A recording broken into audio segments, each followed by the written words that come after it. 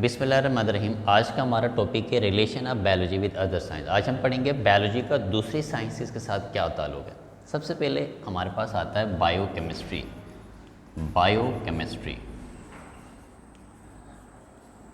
Biochemistry क्या है असल देखें, इससे आप खुद ही देख सकते हैं बायो और केमिस्ट्री, इसका मतलब ये है कि इसमें जो बायोलॉजी का रिलेशन है बायो का वो केमिस्ट्री के साथ है। अब हम ये डिस्कस करेंगे कि बायो का रिलेशन केमिस्ट्री के साथ कैसे है। देखें, होता बेसिकली ये है कि 3-4 तरह के बेसिक बायोलॉजिकल मॉलिक्यूल्स हैं। जैसे हम अगर कुछ बायोलॉजिकल मॉलिक्यूल्स की मैं बात करूं तो प्रोटीन ले लें आप। प्रोटीन एक बायोलॉजिकल मॉलिक्यूल है। अच्छा, उसके साथ दूसरा बायोलॉजिकल मॉलिक्यूल एक और मैं बताता हूँ, कार्बोहाइड्रेट। कार्बोहाइड्रेट ये दो खास तरह के बायोलॉजिकल मॉलिक्यूल्स हैं। अच्छा है क्या कि अब बायोलॉजिकल मॉलिक्यूल का मतलब क्या है कि जो हमारा सेल है बेसिकली, जो बेसिक स्ट्रक्चरल फंक्शनल यूनिट है किसी भी जानदार की, जिससे ज़िंदगी की शुरुआत होती है उस सेल के अंदर से, तो वो जो सेल है बेसिकली 4-5 तरह के बेसिक बायोलॉजिकल मॉलिक्यूल से मिलकर बनता है। तो उनमें से मैंने यहाँ 2 का जिक्र किया, प्रोटीन और कार्बोहाइड्रेट का। अब ये जो प्रोटीन है ये एक बायोलॉजिकल मॉलिक्यूल है। तो अब ज़रा देखें इसका केमिस्ट्री से क्या ताल्लुक है। तो हम इसमें देखते हैं इसकी सिंथेसिस और साथ साथ में इसके फंक्शन के बारे में। अब इसकी सिंथेसिस क्या है, फर्स्ट करें कि प्रोटीन की जो बेसिक यूनिट्स हैं वो होती अमाइनो एसिड्स, वो अमाइनो एसिड्स कहलाती हैं। अब ये जो अमाइनो एसिड्स है वो क्या है, ये मुश्तमिल होता है एक अमाइन ग्रुप से और एक एसिड के ग्रुप से। ये एक एसिड ग्रुप है।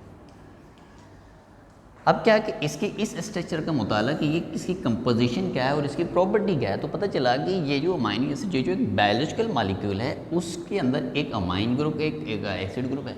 तो ये अमाइन ग्रुप और ये एसिड ग्रुप, इसकी जो स्टडी हम करते हैं वो केमिस्ट्री में करते हैं। तो लिहाजा ये जो बायोलॉजिकल मॉलिक्यूल्स हैं इनके मुतालिक के लिए हमें केमिस्ट्री का नॉलेज होना बड़ा ज़रूरी होता है। तो इस तरह की ब्रांच को जिसमें बायोलॉजिकल मॉलिक्यूल्स का हम केमिस्ट्री में मुताला करते हैं, तो इस तरह की ब्रांच को हम बेसिकली क्या कहते हैं, बायो केमिस्ट्री कहते हैं। अच्छा, दूसरा इसकी है वो है बायोमेट्री।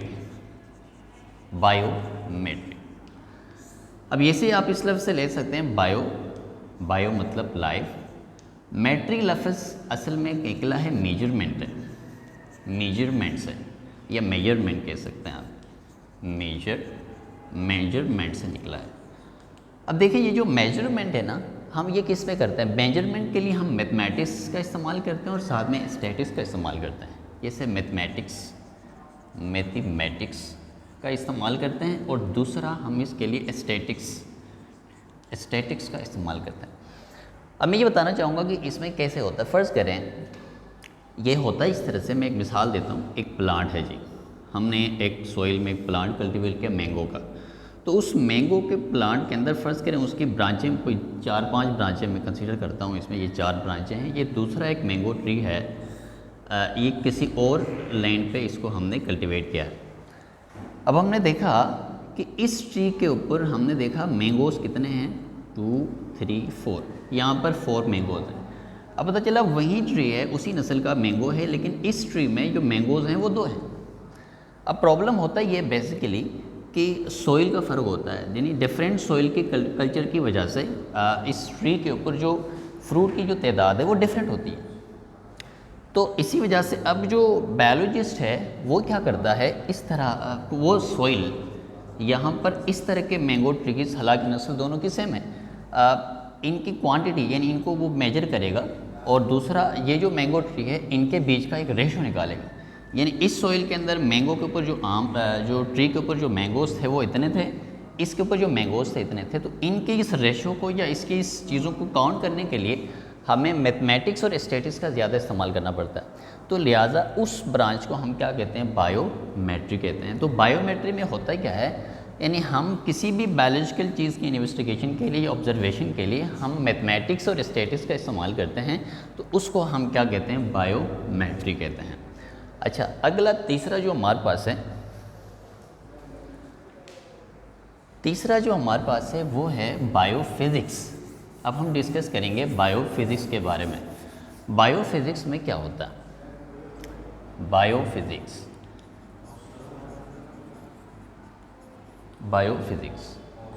हमारे पास है बायोफिज़िक्स। जैसे कि हमारा टॉपिक बताया relation of biology with other sciences, तो इससे आप देखें 2 रिलेशन नज़र आ रहे हैं। यानी इसमें जो बायो है इसका रिलेशन नज़र आ रहा है किसके साथ, फिज़िक्स के साथ नज़र आ रहा है, फिज़िक्स के साथ नज़र आ रहा है। अब इसमें क्या है कि इसमें किसी भी बायोलॉजिकल काम को फिज़िक्स के लॉज और प्रिंसिपल के ज़रिए से हम उसको इन्वेस्टिगेट करते हैं। ये से एक बायोलॉजिकल है, ये हम आजकल एक मॉडर्न टेक्निक है किडनी स्टोन, किडनी स्टोन। जो किडनी स्टोन होता है उसके लिए हम क्या करते हैं, रेज़र का इस्तेमाल करते हैं, रेडियो एक्टिव रेज़ का इस्तेमाल करते हैं, रेडियो एक्टिव रेज़ का इस्तेमाल किया जाता है तापकार शुआओं का। उसके अलावा ब्रेन ट्यूमर के लिए भी इसका इस्तेमाल किया जाता है। एज वेल एज आप जैसे हम अपनी बॉडी का टेम्परेचर मेजरमेंट करने के लिए हम थर्मामीटर इस्तेमाल करते हैं। ये थर्मामीटर जो है वो फिज़िक्स के लॉज और प्रिंसिपल के तहत काम करता है। तो दूसरा ये कि ब्लड प्रेशर की मैं एग्जाम्पल ले लेता हूँ।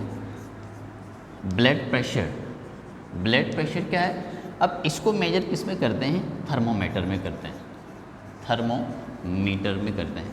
अब थर्मोमीटर क्या है, थर्मोमीटर एक ऐसा इंस्ट्रूमेंट है जो ब्लड प्रेशर को मेजर करने के लिए इस्तेमाल होता है। अब ये जो थर्मोमीटर जिस असूल के तहत काम करता है वो फिज़िक्स के असूल हैं सारे, तो लिहाजा इस बायोलॉजिकल प्रोसेस को मेजर करने के लिए इस फिज़िक्स के इस इंस्ट्रूमेंट को जो फिज़िक्स के लॉज और प्रिंसिपल के तहत काम मिल के बना है उससे इसको मेजर करते हैं। तो ये जो रिलेशन है ये कहलाएगा बायो फिज़िक्स का। अगली जो चीज़ है वो है बिहेवियर बायोलॉजी, बिहेवियरल बायोलॉजी। अब बिहेवियरल बायोलॉजी थोड़ी सी डिफरेंट है। इसको डिस्कस करने के लिए हमें इन सारे रिलेशंस को देखना पड़ता है। सबसे पहले हमें देखनी पड़ती है जेनेटिक्स, जेनेटिक्स। दूसरा हमें देखना पड़ता है फिजियोलॉजी, फिजियोलॉजी। उसके बाद अगली चीज़ हमें देखनी पड़ती है इवोल्यूशनल थ्योरीज, इवोल्यूशनल थ्योरीज को देखना पड़ता है। ये 3-4 चीज़ों को हमें देखना पड़ता है। अच्छा, अब इसमें बताएंगे कि ये जेनेटिक्स को देखने का क्या मतलब है, या एक और चीज़ भी है इकोलॉजी, इकोलॉजी को भी देखना पड़ता है। अच्छा, इससे पहले कि हम इसकी वो चीज़ें डिस्कस करें जिनका ताल्लुक इस बायोलॉजी के साथ है, उससे पहले हम डिस्कस करेंगे बिहेवियर के बारे में कि जानदार का बिहेवियर असल में होता किससे। बिहेवियर देखें, बिहेवियर आप ले सकते हैं बिहेव। बिहेव का मतलब क्या है, जो कुछ हम अपने अंदर रखते हैं उसको जाहिर करने का। तो ये नहीं, हम कह सकते हैं टू एक्सप्रेस करना, यानी जाहिर करने के अमल को, जो कुछ हमारी ज़ात के अंदर होता है उसको जाहिर करना, हम उसको बिहेवियर, यानी लफ्ज़ बिहेव से निकला, जो कुछ हम रखते हैं उसको भी सही ना, तो उसको एक्सप्रेस करते हैं। तो ये बिहेवियर बायोलॉजी क्या है। अब ये इसका मतलब ये है कि अगर एक जानदार है उसका जो बिहेवियर है, यानी उसका जो उसकी जो एक्टिविटीज़ हैं काम करने का, उसका बोलने का, चलने का, ये सारी चीज़ें जो है एक्शंस हैं उसके बिहेवियर के अंदर आएंगी। अब उसका ताल्लुक जेनेटिक से भी है, उसके उस बिहेवियर का ताल्लुक फिजियोलॉजी से भी है, उसका ताल्लुक एवोल्यूशन से भी है, उसका ताल्लुक इकोलॉजी से भी। अब हम इसको डिफ़ाइन करेंगे कि ये कैसा। अच्छा, मैं थोड़ा सा ये मिसाल यहाँ से मैं स्टार्ट करूँगा, इकोलॉजी से इसका ताल्लुक कैसा है। देखिए, इसका अंदाज़ा आप यूँ लगाएं कि मैं आपको छोटी सी एक मिसाल देता हूँ। फ़र्ज़ करें इकोलॉजी बेसिकली है क्या। इकोलॉजी का बुनियादी मतलब ये होता है कि जानदार और उसके माहौल के बीच का रिलेशन, ताल्लुक, उसको इकोलॉजी कहते हैं। फ़र्ज़ करें अब एक जानदार है जो अमूमन 25 से 30 डिग्री 25 से 30 डिग्री सेल्सियस के बीच में वो बेहतर फिज़िकली और मेंटली काम कर सकता है। अब एक ऐसा जानदार है जिसको हम 50 टेम्परेचर पे रखें। फ़र्ज़ करें हम अपनी मिसाल ले लेते हैं कि हम 50 डिग्री टेम्परेचर में बैठे हैं, बंदा है उस टेम्परेचर में बेचारा बड़ा थका हुआ है और बड़ी टायर्डनेस उसके अंदर है, और ऐसे बंदे को हम जाके ऑर्डर करें कि आप ये चीज़ लाएँ, तो जाहिर सी बात है वो लेज़ीनेस फील महसूस करवाएगा। सही है। तो लिहाजा क्या है कि उस माहौल की, उस हीट टेम्परेचर का उसके बॉडी पे असर हुआ, तो उससे वो क्या करेगा, लेज़ीनेस फील करेगा। अच्छा, ऐसे लोग अक्सर देखें गर्मी, ज़्यादा गर्मी से लोग बड़ी घुटन फील होती है और हम अच्छा फील नहीं करते हैं। ऐसे में हम सामने वाले के साथ भी रिस्पॉन्स अच्छा नहीं करते हैं। तो लिहाजा उस इन्वायरमेंट की वजह से जो जानदार के बिहेवियर में जो चेंज आया, तो उसका जो इफेक्ट है बिहेवियर बायोलॉजी के साथ इकोलॉजी का। तो ये एक ताल्लुक है इस इकोलॉजी का हमारे बिहेवियर बायोलॉजी के साथ। अच्छा, दूसरी चीज़ क्या है, इवोल्यूशन के बारे में देखते हैं। देखें, इवोल्यूशंस के ऊपर बहुत सारी बातें हैं। कुछ लोग इवोल्यूशन के बारे में, इवोल्यूशन का मतलब बुनियादी ये है, ये कहा जाता है कि ये जो आज का इंसान है वो असल में ऐसा नहीं था, असल में वो किसी और जानदार से उसके अंदर तब्दीली आई और उससे ये इस फॉर्म में आ गया। तो अब इवोल्यूशन के बारे में बहुत सारी हैं। कुछ लोग कहते हैं कि दुनिया में जो सबसे पहले जानदार वो समंदर में आया, फिर उससे पहला जो पानी का जो जानदार था वो ज़मीन पे आया, वो एम्फीबियन में चेंज हो गए, कुछ रिप्टाइल्स बन गए, कुछ मैमल्स बन गए। मैमल्स में कुछ इस तरह की तब्दीलियाँ उनकी बॉडी के अंदर आई कि उससे बंदर बना, फिर इंसान बना। लेकिन इवोल्यूशन को लेके जो सबसे बेसिक चीज़ है वो डार्विन की है, उसको हम आगे जाके डिस्कस करेंगे। तो लिहाजा इवोल्यूशन का क्या ताल्लुक। अगर मैं इवोल्यूशन की एग्जांपल दूँ, फ़र्ज़ करें अगर हम ये समझें कि इंसान की अगर दुम थी, उसके जिस्म पे बहुत सारे बाल थे, तो अगर हम इस इंसान को कंपेयर करें तो ये इंसान एक चिंपैंजी से मिलता है थोड़ा सा। तो इस हिसाब से देखें तो चिंपैंजी, क्योंकि हम उसको एक कॉमन एनिमल नहीं मानते हैं, तो उसका जो उसके अंदर गुस्सा होता है या उसके अंदर एक लड़ने की एक चीज़ है, क्योंकि इंसान एक थोड़ा सा समझदार किस्म का जानदार है।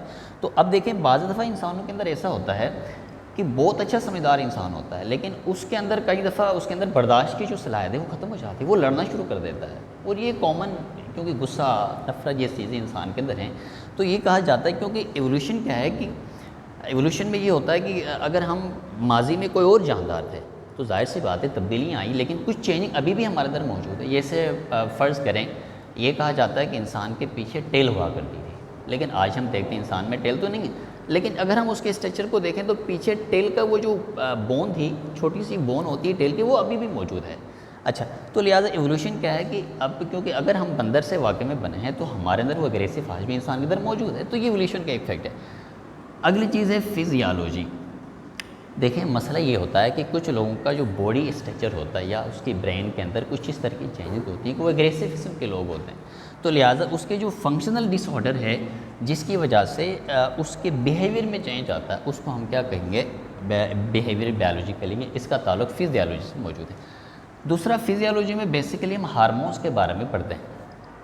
देखें फिजियोलॉजी में हार्मोन्स के बारे में पढ़ते हैं। जैसे फ़र्ज़ करें अगर कई दफ़ा अगर हमें भूख लगती है तो उससे क्या होता है, हम थोड़ा सा गुस्सा में आना शुरू हो जाता है, हम चिड़चिड़े हो जाते हैं। तो बेसिकली ये है कि जैसे हम अगर खाना नहीं खाते उससे कुछ हार्मोन्स हमारी बॉडी के अंदर रिलीज़ हो जाते हैं, तो वो हार्मोन्स क्या करते हैं, हमें गुस्सा दिलाने पे मजबूर कर देते हैं, तो उससे भी हमारे बिहेवियर में तब्दीली आती है। तो लिहाजा फिजियोलॉजी का ताल्लुक भी हमारे बिहेवियर बायोलॉजी के साथ आ गया। अगली चीज़ है जेनेटिक्स। देखिए जेनेटिक्स का भी कहीं न कहीं इंसान के बिहेवियर में ताल्लुक़ रखता है। इसके कॉमन में एग्जांपल दे दूँ, इसकी कॉमन एग्जांपल क्या है, जेनेटिक्स को लेके मैं दो एग्जांपल दे दूँ। एक जनरल एग्जांपल है। अच्छा, जनरल एग्जांपल इसकी कुछ इस तरह की है। फ़र्ज़ करें कई लोग ऐसे होते हैं, जैसे जेनेटिक्स हमें ये बताती है कि वालदैन से कैरेक्टर्स औलाद में मुंतकिल होती है। अब वालदैन से औलाद में क्या क्या मुंतकिल होता है, वालदैन से औलाद में शक्ल तो होती है, नाक, कान, आँख, हमारी पूरी बॉडी स्ट्रक्चर ट्रांसफ़र होता है, लेकिन साथ साथ में कैरेक्टर्स भी ट्रांसफ़र होती है। जैसे हमारा मिजाज हमारे वालिदैन का मिजाज ही होता है, जाहिर सी बात है। अगर पेरेंट्स एग्रेसिव और बड़े गुस्से वाले मिजाज के हैं तो बच्चों में भी ये मिजाज ट्रांसफ़र हो जाता है। तो अब मसला ये है कि कुछ चीज़ें, कुछ ऐसे जानदार होते हैं, बेसिकली माहौल उनको अच्छी तरबियत देता है, लेकिन उसके बावजूद भी कई बार ऐसा उनको गुस्सा ज़्यादा आता है। तो इसका मतलब ये नहीं कि वो उनकी गलती, ये चीज़ उनके विरासत से ट्रांसफ़र उनके अंदर हुई है। तो लिहाजा वो जो विरासत से ट्रांसफ़र हुआ जेनेटिक्स जो है उसका ताल्लुक भी हमारे बिहेवियर के साथ है, जानदार के। तो लिहाजा ये भी क्या है, बिहेवियर बायोलॉजी है। तो यानी बिहेवियर बायोलॉजी के साथ जो रिलेशन है इन सारी ब्रांचेस का है, ये दूसरी साइंसेस की ब्रांचेस हैं। तो ये आज हमारा टॉपिक था, relation of biology with other sciences.